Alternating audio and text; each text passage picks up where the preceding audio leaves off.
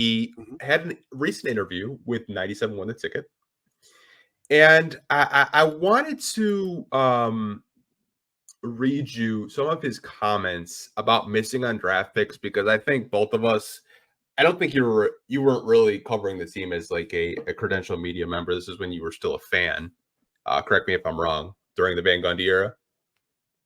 I covered the Van Gundy era more so as a photographer that added writing to some pieces, and that was after they got that was after the Blake Griffin trade.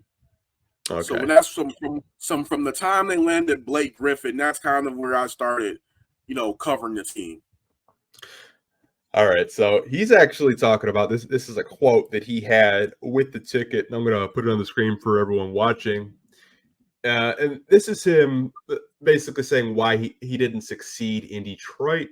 He says, when you come into a situation like that, you don't have margin for error. You can miss if you're good. You can miss on a draft pick here and there, but we couldn't afford to. We did, and that's pretty much the reason why we didn't succeed. Obviously, I put Henry Ellison and Stanley Johnson in this graphic next to Stan Van Gundy. And I think he's 100% right. I think when you look back at his drafts, man, that set the franchise back a good 5 to 10 years. If you draft a guy like Devin Booker, if you draft a guy like Donovan Mitchell, if you even draft a guy like a Pascal Siakam, who knows where this organization is in terms of winning or what the roster makeup looks like. But what are your comments or your thoughts of Van Gundy saying that he basically just missed on draft picks while he was here?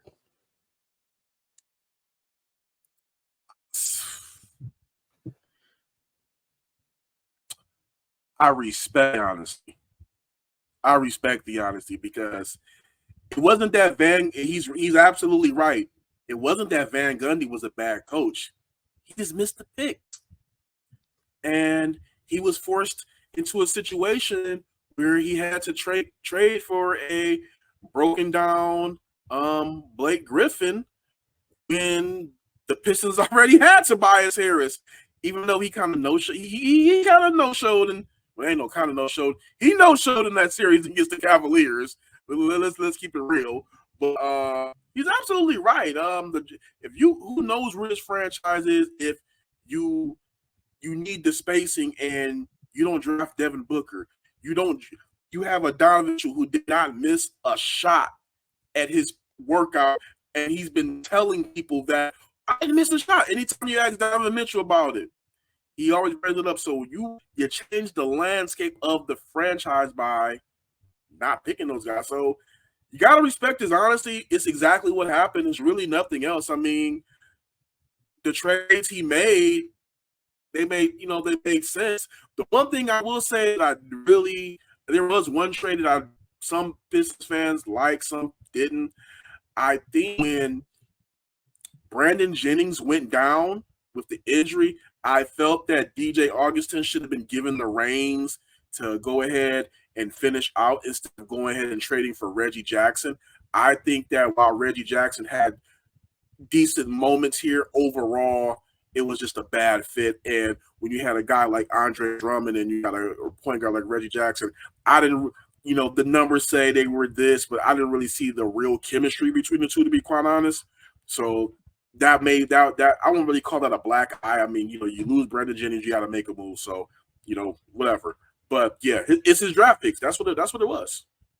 Yeah, I mean, to your point about DJ Augustin, I mean, there's like when Jennings went down, I remember watching the games. And he had like 30, 40-point games where they're like, oh, I think the Pistons are going to be okay. But to your point, I kind of felt like it was a panic move just to trade for another, point guard. And obviously, you can go back and read Reggie Jackson's comments. He thought he was better than Westbrook and stuff like that. And I don't know, man. It was just a weird situation. Obviously, Jennings was starting to figure it out, but that Achilles tear just kind of set the franchise back a little bit. I still think if he never tears his Achilles, they never trade for Reggie Jackson, and the whole team could look completely different. But in terms of Van Gundy saying he missed on draft picks, I respect him for like actually saying that. But in the same breath, it's like, like a lot of the players that he drafted were out of the league very soon, outside of like Luke Kennard and, Dinwiddie and others. But like you look at the second round draft picks, like Michael Benajay. They let go too quickly. Yeah, Michael Benajay, Darren Hilliard, Henry Ellenson, who was a first round pick. I mean, he's back, I think, playing over in Europe. Like a lot of his draft picks did not last long in the NBA at all. So I'm glad that that scouting department's no longer with the Pistons, because that was just a really weird period in Pistons basketball.